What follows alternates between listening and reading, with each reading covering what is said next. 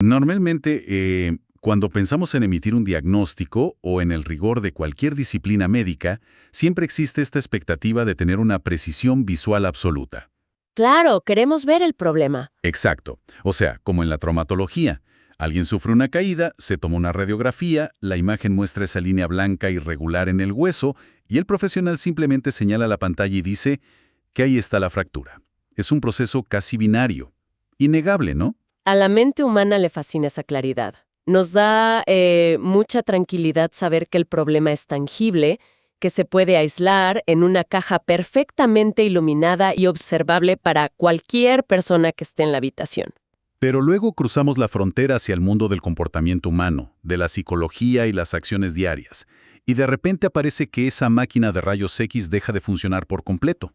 Totalmente. Se vuelve todo gris. Sí, observamos un panorama que luce increíblemente turbio, lleno de intenciones ocultas, emociones complejas y motivaciones invisibles. Así es. Pero hoy, nuestro análisis profundo de estos materiales nos va a demostrar que esa máquina de rayos X sí existe para la conducta humana.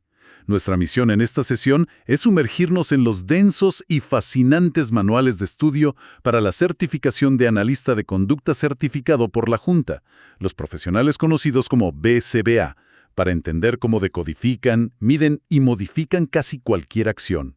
Y es un viaje fascinante, porque los documentos que sustentan este análisis incluyen desde guías exhaustivas de definiciones operacionales y principios de condicionamiento hasta un manual de dilemas éticos que, de verdad, ilustra situaciones sumamente complejas en la práctica clínica.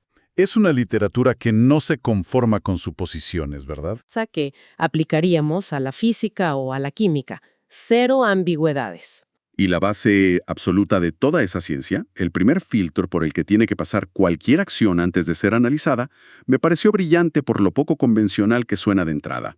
Los manuales lo llaman la prueba del hombre muerto. Me encanta empezar por ahí. Es un clásico. Sí, es que establece una regla de oro irrefutable que dice que si un hombre muerto puede hacerlo, entonces no califica como una conducta. El concepto en simple es este. La utilidad de esa regla empírica radica en obligar a quien observa a enfocarse exclusivamente en la interacción activa de un organismo vivo con su entorno. Los textos de preparación para la certificación BCBE son muy específicos con esto. A ver, dame un ejemplo claro. Bueno, usar anteojos, por ejemplo, falla la prueba. ¿Falla? ¿Por qué? Porque un cuerpo sin vida puede tener unos anteojos puestos si alguien más se los coloca, ¿cierto? No hay acción. Ah, claro, entiendo. Sin embargo, el acto motor de levantar los brazos, tomar la montura y deslizar las patillas sobre las orejas es algo que requiere un organismo operando activamente en su ambiente. Eso sí pasa la prueba del hombre muerto. Eso es una conducta. Y inmediatamente pensé en otro ejemplo del texto, que era sudar o sangrar. Un cuerpo bajo ciertas condiciones de temperatura podría sudar o la gravedad podría hacer que sangre. Además, son respuestas fisiológicas automáticas. El enfoque de esta ciencia parece alejarse de los reflejos autónomos para centrarse en lo que hacemos de manera activa en el mundo. Exactamente. ¿Movimiento físico obvio? Descartarlo sería negligente, por supuesto. Pero medirlo como ansiedad arruinaría el rigor del análisis que mencionábamos. El error común que veo muchísimo es que la gente intenta medir conceptos abstractos. El problema con conceptos como la ansiedad, la tristeza o el aburrimiento es que carecen de consenso visual. O sea, dos personas ven cosas distintas. Así es, dos observadores distintos en la misma habitación verán cosas diferentes. Uno notará que la persona está muy ansiosa, mientras que el otro podría interpretar que está frustrada o cansada. Claro, es subjetivo. Los manuales exijan el uso estricto de definiciones operacionales. A nivel BCBA, la ciencia del comportamiento requiere aislar la topografía exacta de la acción. No se documenta un estado mental, se documenta cómo se manifiesta físicamente ese estado en el entorno. Es decir, la radiografía de la que hablábamos no busca el sentimiento de enojo, busca la forma física que toma ese enojo. Tal cual, ese es un excelente resumen. En lugar de registrar que el cliente estaba furioso, el analista registra que el cliente golpeó la mesa de madera con el puño cerrado 3 veces consecutivas, con suficiente fuerza para mover los objetos sobre ella. ¡Guau! ¡Qué específico! Es que esa es la topografía. Y fíjate que no solo se describe la forma física, sino que se añaden dimensiones medibles, como la frecuencia y la duración. Para tener los datos duros. Exacto. ¿Cuántas veces golpeó la mesa por hora? ¿O cuántos minutos exactos duró un episodio de llanto desde la primera lágrima hasta que la respiración volvió a su ritmo habitual?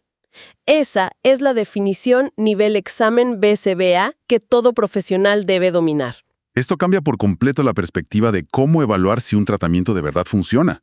Porque si un equipo se basa simplemente en preguntar ¿cómo se siente hoy el paciente?, los datos van a fluctuar con el estado de ánimo del propio evaluador. Sí, y eso no sirve científicamente. Pero si la métrica es que la frecuencia de los golpes a la mesa pasó de 15 por semana a solo 2, ahí se obtiene una prueba matemática irrefutable de que la intervención está alterando el comportamiento. La recolección de datos objetivos es el único camino para garantizar que no se están perdiendo recursos ni tiempo valioso y que los servicios realmente benefician al individuo. Sin una línea base clara, basada en topografías observables, la eficacia de cualquier cambio ambiental es pura especulación. Lo cual nos lleva a la siguiente gran incógnita de los documentos. Si ya logramos aislar esa conducta como si fuera un hueso en nuestra radiografía, que ya pasó la prueba del hombre muerto y está operacionalizada hasta el último detalle, la pregunta es, ¿qué mecanismo mantiene vivo ese comportamiento a lo largo del tiempo? Esa es la pregunta del millón. Sí, ¿por qué repetimos las cosas que hacemos? Y los textos introducen aquí el peso tremendo de las consecuencias a través del condicionamiento operante. Así es. Y aquí hay una comparación clave para quienes nos escuchan y buscan entender a fondo la teoría. A diferencia del condicionamiento respondiente, que asocia estímulos involuntarios, el comportamiento operante se esculpe en base a lo que sucede inmediatamente después de la acción. La consecuencia. Exacto. El individuo opera sobre el entorno y el entorno responde. Si esa respuesta del entorno añade un elemento deseable, la probabilidad de que la acción se repita en el futuro aumenta. Es el principio básico del refuerzo positivo. Los manuales ilustran esta dinámica con la analogía de una máquina expendedora, y de verdad me parece el vehículo perfecto para entender cómo se construyen estas expectativas. Es un ejemplo clínico y cotidiano perfecto. ¿Sí? Imagina que una persona tiene hambre, se acerca a la máquina, inserta una moneda, presiona el botón C4 y recibe un paquete de papas fritas. La consecuencia inmediata: obtener comida. Refuerza positivamente toda la secuencia de acciones que la precedieron. Ojo aquí, porque para quienes buscan dominar la lista de tareas del examen, esto entra directamente en identificar programas de refuerzo. En la literatura, esa secuencia de la máquina expendedora ilustra lo que denominamos un programa encadenado de refuerzo. ¿Un programa encadenado? A ver, detállame eso un poco más. Claro, un programa encadenado, o chain schedule en inglés, requiere que se completen respuestas específicas en un orden secuencial exacto. Cada pequeño paso sirve como un estímulo discriminativo para el siguiente paso y como un reforzador condicionado para el paso anterior. O sea, una reacción en cadena. Literalmente. Ver la máquina provoca buscar la moneda. Tener la moneda en la mano provoca insertarla en la ranura. Escuchar cómo cae la moneda provoca presionar el botón. Es una cadena de comportamiento finamente ajustada que culmina con la entrega del refuerzo primario, que son las papas fritas. El hack para el examen aquí es recordar que en un programa encadenado los pasos deben ocurrir en un orden específico. Si presionas el botón antes de meter la moneda, no hay papas. ¡Wow! ¡Qué buena forma de verlo! Pero imaginemos que el entorno rompe su promesa. La persona hace todo perfectamente, presiona el botón C4, el mecanismo gira, hace un ruido sordo y las papas fritas se quedan atascadas contra el cristal. ¡Ay, lo peor que te puede pasar! Es horrible.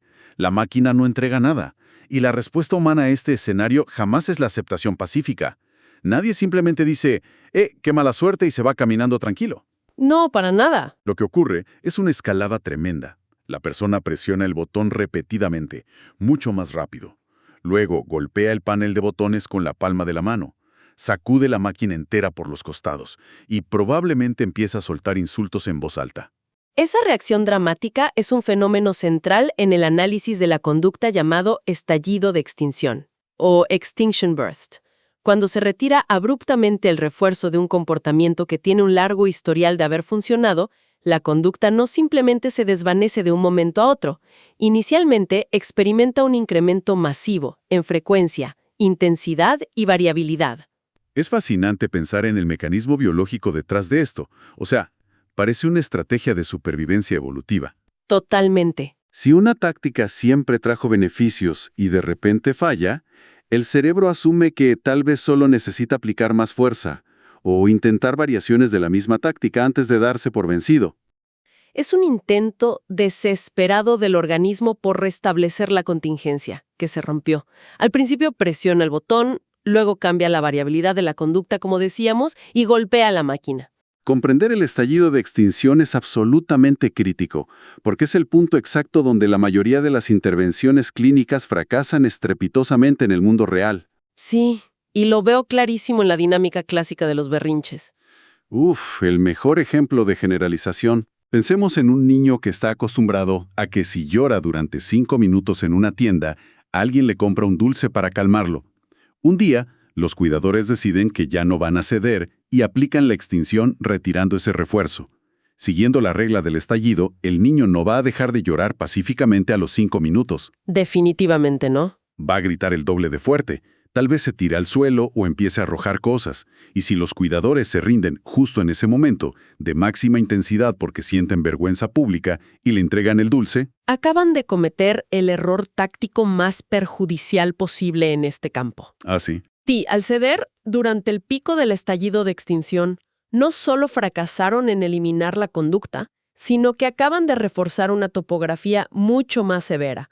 Le acaban de enseñar al entorno del niño que llorar 5 minutos ya no funciona, pero que armar un escándalo destructivo de 20 minutos sí garantiza el refuerzo. ¡Wow! Modificar la conducta, y esto es algo que los técnicos de comportamiento, por ejemplo, bajo el Código 97-153 de implementación de protocolo, ven a diario. Requiere soportar la incomodidad del estallido, sabiendo empíricamente que la intensidad debe empeorar antes de colapsar por completo. Es que si es tan predecible manipular estas variables para que alguien sacuda una máquina con violencia o intensifique un grito, el nivel de control que adquiere un profesional sobre las acciones de otra persona es inmenso. Poseer estas herramientas de condicionamiento y extinción de verdad otorga el poder de moldear vidas. Es un poder enorme, sí. Y francamente, donde existe esa magnitud de poder, debe existir un marco regulatorio implacable. Y esto nos lleva directamente al compendio de casos éticos que rige a quienes obtienen esta certificación. El poder de reestructurar las contingencias ambientales de un individuo vulnerable no puede dejarse a la intuición o a las buenas intenciones. El manual dedica secciones enormes a los límites de competencia, estableciendo que el conocimiento general en análisis de la conducta no es un pase libre para intervenir en cualquier situación. Los apuntes detallan escenarios muy ilustrativos sobre esto. Por ejemplo, analizan el caso de Sebastián, cuyo entrenamiento ha sido rigurosamente clínico con ciertas poblaciones, y de pronto recibe el expediente de un nuevo cliente diagnosticado con el síndrome de Prader-Willi. Un caso sumamente delicado. O el caso de Carlos, que teniendo una trayectoria impecable en la intervención temprana con niños, acepta la oferta de dirigir todo un departamento de gestión del comportamiento organizacional a nivel corporativo. Ambos se enfrentan a poblaciones y entornos completamente ajenos a su historial formativo. Y la regla ética de la Junta en estos escenarios es inflexible. Un analista solo debe proveer servicios, enseñar o investigar dentro de los límites de su competencia. Y esos límites están definidos estrictamente por su educación, entrenamiento formal y experiencia supervisada. Intentar abordar el síndrome de Prader-Willi, por ejemplo, que implica dinámicas de comportamiento y necesidades fisiológicas extraordinariamente complejas relacionadas con el hambre insaciable, sin entrenamiento específico previo, es una violación directa al código ético. Pero espera, a ver, si aplicamos un poco de pragmatismo a este reglamento, ¿no resulta esto en una barrera innecesaria en ciertas circunstancias? ¿En qué sentido? O sea, si Sebastián tiene un conocimiento profundo de los principios de refuerzo operante, extinción y recolección de datos que acabamos de hablar, la ciencia de base es exactamente la misma. En zonas donde hay escasez de especialistas, que pasa mucho, ¿no es preferible que un profesional capacitado asuma el caso e intente aprender sobre la marcha, en lugar de dejar a una familia completamente desamparada sin ningún tipo de servicio? Entiendo tu punto. Suena lógico a nivel humano, pero el principio rector de la medicina y de las ciencias de la salud, que es no hacer daño, supera cualquier pragmatismo logístico. Aprender sobre la marcha implica teóricamente utilizar al cliente como un sujeto de prueba.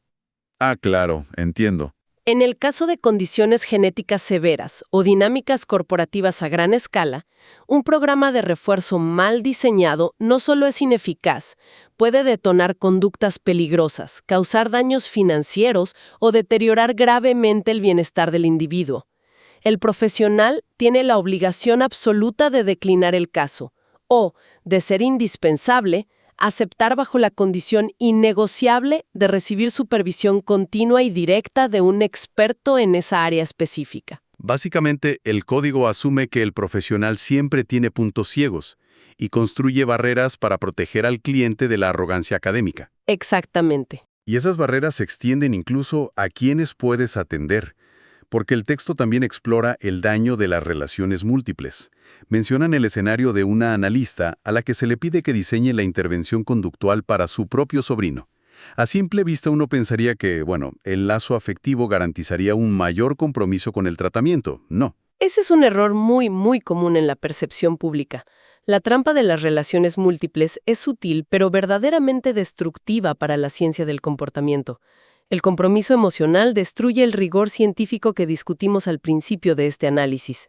Pierdes la radiografía. Sí, si recordamos la importancia de las definiciones operacionales y la recolección estricta de datos, piénsalo, ¿qué tan objetivo puede ser el registro de un estallido de extinción severo si quien está en el piso llorando y sufriendo es tu propio sobrino? Claro, pierdes la capacidad de aislar la topografía. La radiografía de la que hablábamos se nubla completamente con la preocupación familiar y el estrés. La neutralidad desaparece por completo. Se vuelve imposible aplicar las consecuencias del condicionamiento operante de forma consistente. O sea, vas a ceder en la extinción. Lo que resulta en un tratamiento sesgado que en última instancia le hace un tremendo daño al familiar que supuestamente intentabas ayudar. La objetividad es el cimiento absoluto de la intervención, y los lazos preexistentes la fracturan de manera irremediable. Y esa contaminación por la pérdida de neutralidad no solo ocurre dentro del consultorio o en dinámicas familiares, ocurre a un nivel masivo, cuando estos profesionales salen al escrutinio del mundo exterior a promocionar o discutir sus servicios. Los manuales dedican un espacio considerable a la responsabilidad en las declaraciones públicas, y los ejemplos que dan sobre el mal uso del marketing y las redes sociales son alarmantes. Muy alarmantes. La ética conductual se extiende a la presencia digital y mediática, porque la percepción pública de la disciplina entera depende de la integridad de sus voceros. Los analistas de conducta tienen prohibidísimo realizar declaraciones públicas falsas, engañosas o exageradas sobre la eficacia de los servicios que proveen. Piensa en el caso que detallan en el manual sobre una directora de agencia con experiencia en negocios. Ella, en su afán de posicionar a su empresa en los medios, decide utilizar una analogía explosiva, comparando el autismo con enfermedades terminales, afirmando que sus servicios de análisis aplicados son, cito, una cura garantizada. Es una promesa de peso masivo. Y es una promesa fundamentalmente falsa y depredadora. El análisis del comportamiento no busca curar condiciones neurológicas, busca desarrollar habilidades adaptativas y modificar conductas específicas para mejorar la calidad de vida. Es otro enfoque. Totalmente. Utilizar palabras como cura para explotar la angustia y la vulnerabilidad de familias que buscan respuestas cruza una línea ética imperdonable. Convierte una ciencia basada en evidencia robusta en una charlatanería barata de infomercial. Pero aquí es donde siento que la rigurosidad ética choca de frente con la realidad cruda del mercado. Porque los departamentos de marketing viven de capitalizar emociones.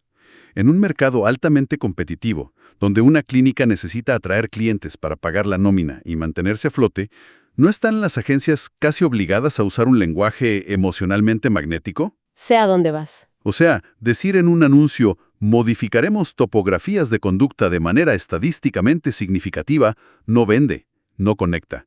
¿Acaso el código ético no los coloca en una desventaja comercial tremenda frente a terapias alternativas que prometen maravillas? Es una excelente pregunta y un dilema real, pero la respuesta de la Junta es tajante. El objetivo de una certificación profesional de salud no es facilitar el éxito financiero o las campañas de las agencias de marketing. El único objetivo es proteger al consumidor. Proteger al cliente primero. Siempre.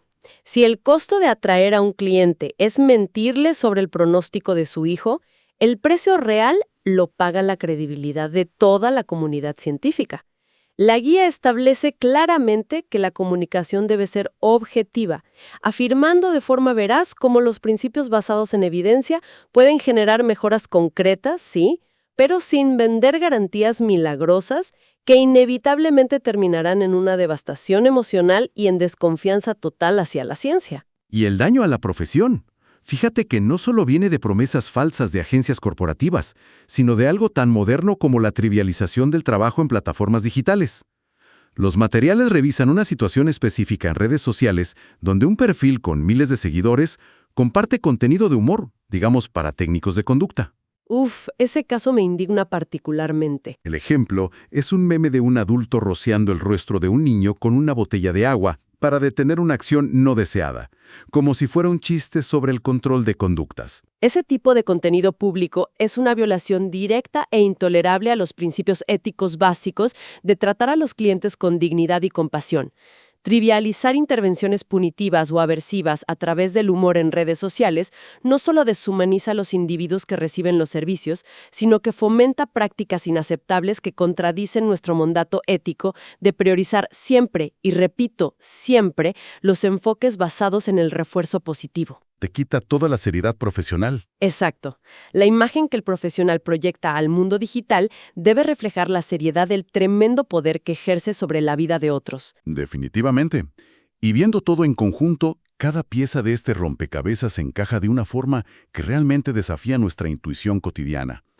Al iniciar el análisis, dudábamos si era posible tener una radiografía del comportamiento humano. Y ahora vemos que esa herramienta existe. Claro, pero requiere una disciplina mental extrema para usarla. Así es. Requiere limpiar nuestra visión con la prueba del hombre muerto, para observar solo la acción real en el entorno, libre de subjetividades. Y exige también comprender que el comportamiento no ocurre en el vacío. Subsiste porque el ambiente proporciona refuerzos de manera continua, y que intentar romper esas cadenas inevitablemente generará un estallido de resistencia que no debe cederse. Y sobre todo, para quienes aspiran a dominar esta práctica, exige un nivel de humildad profesional y un escudo ético implacable, para no dejarse llevar jamás por la ambición, la presión del marketing o los lazos emocionales. Esto tiene una relevancia directa en el día a día de quienes nos escuchan.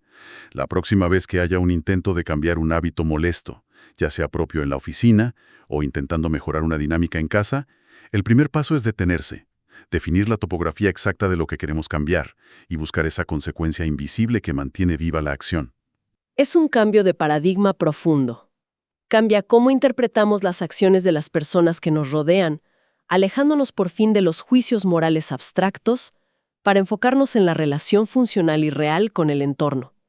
Ustedes están en el camino a dominar esta ciencia. Totalmente. Lo cual nos deja con una última reflexión. Una idea un tanto provocativa que surge al dimensionar el peso real del condicionamiento operante.